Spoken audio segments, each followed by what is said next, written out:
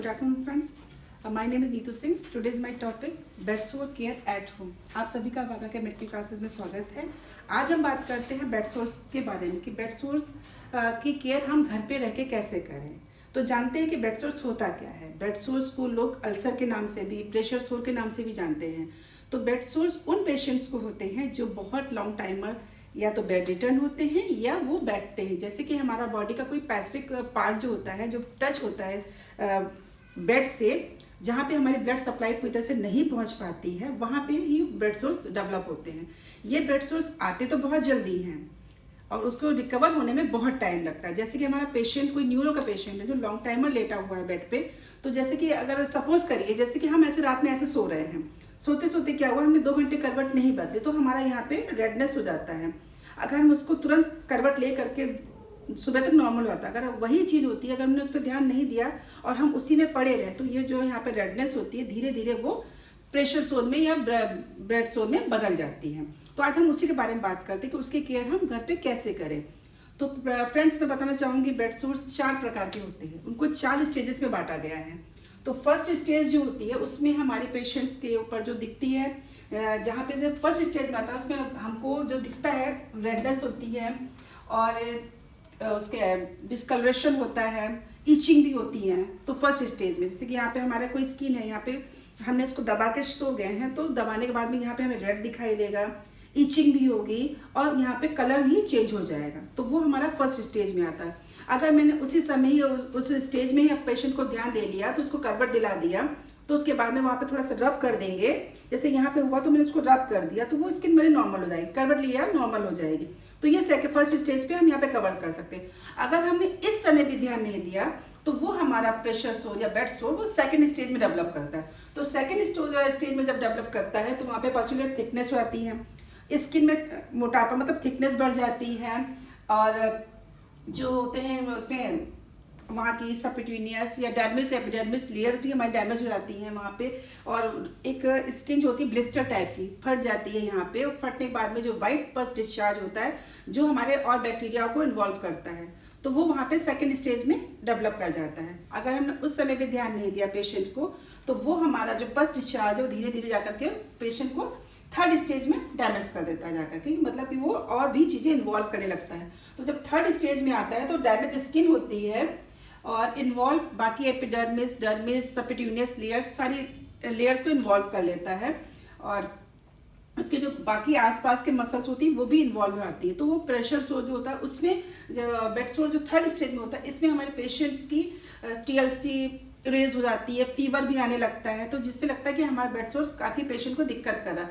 Patients bed सोर जब develop होता है तो जाहिर सी बात है कि हमारे पेशेंट्स की जो आपके इलेक्ट्रोलाइट्स हैं या CBC हैं, जो भी वायरल वो होते हैं इन्वेस्टिगेशन, वो इरेज होने लगते हैं. तो जाके मुझे लगता है कि हाँ यहाँ पे पेशेंट को दिक्कत हो रही है. उसके बाद में पेशेंट जब थर्ड स्टेज में भी रिकवर नहीं होता है तो फोर्थ स्टेज में, यानी कि जब उसमें बेड सोर उस समय भी ध्यान नहीं दिया गया, केयर नहीं किया गया, तो वो फोर्थ स्टेज में जाके डेवलप हो जाता है.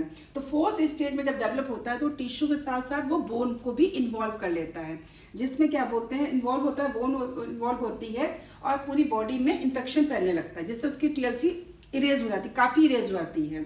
जिसके लिए ये तो फ्रेंड्स हो गए हमारे स्टेजेस के बारे में बात हो गई कि ये बेड सोर्स क्या है और क्यों होता है और कितनी स्टेजेस होती हैं. ये तो हमारी स्टेज के बारे में बात हो गई. अब हम आइए बात करते हैं कि इनकी केयर कैसे करें. तो जैसे कि फर्स्ट केयर में मैंने फर्स्ट स्टेज में बताया था कि उसको थोड़ा सा करवट दिलाएंगे, स्किन को थोड़ा रब कर देंगे तो वहाँ पे स्किन नॉर्मल हो जाएगी.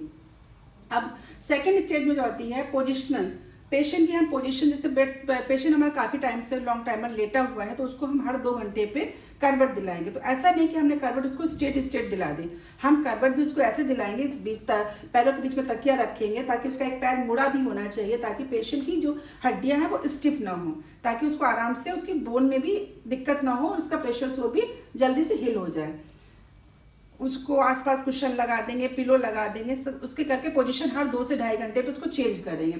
थर्ड आता है उसके क्या बोलते हैं केयर में, हम उसकी जहाँ पे उसको चोट लगी है या जो भी बेड सोर्स हुए हैं वहाँ पे सोप से अच्छे से वॉश करके वहाँ की स्किन को ड्राई रखें, ताकि वो गीला रखेंगे तो उसमें इन्फेक्शन और फैलेगा. जब एरिया ड्राई होगी तो जाहिर सी बात ड्राई होगी तो वो जल्दी से हिलक होगा.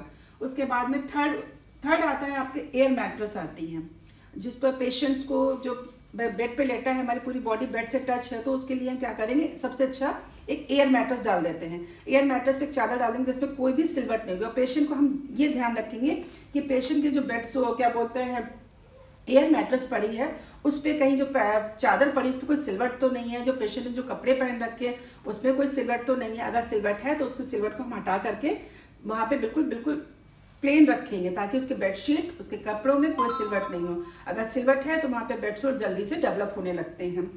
उसके बाद में आता है जैसे कि हेड इंजरी का पेशेंट है तो एक रिंग आती है, उसको रिंग बना करके उसको हम सर को वहाँ पे रख देते हैं ताकि उसका सर बेड से टच नहीं करता है। ये तो हो गया उसका मतलब कि बेडसोर कैसे केयर करेंगे कि उसको आगे दिक्कत ना करे। अब आता है कि हम उसको बेडसोर की ड्रेसिंग किन चीज़ों से करेंगे। तो सबसे पहले आता है हमारा, एक तो आता है बेटाडिन, दूसरा आता है hydrogen chlorine water, normal saline और सर्जिकल ग्लव्स और स्टेलाइज पैड्स।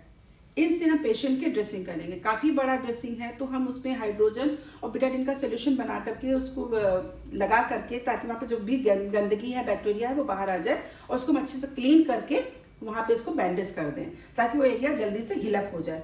और फोर्थ स्टेज में जब आजकल के होते हैं, आजकल एडवांस टेक्नोलॉजी है तो उसमें वैक्यूम प्रेशर आने लगा है, तो जब फोर्थ स्टेज में होता है पेशेंट का बेडसोर तो वहाँ पे हम लोग वैक्यूम लगवा देते हैं या लगा देते हैं, जिससे पेशेंट को भी आराम होता है। कोई भी मतलब लिक्विड में नहीं आता उसका पस, उसका जितना भी पस ड्रेन होता है वो वैक्यूम्स के थ्रू बॉटल में कलेक्ट हो आता है, जिससे पेशेंट को भी आराम मिलता है और जल्दी से रिकवर हो जाता है।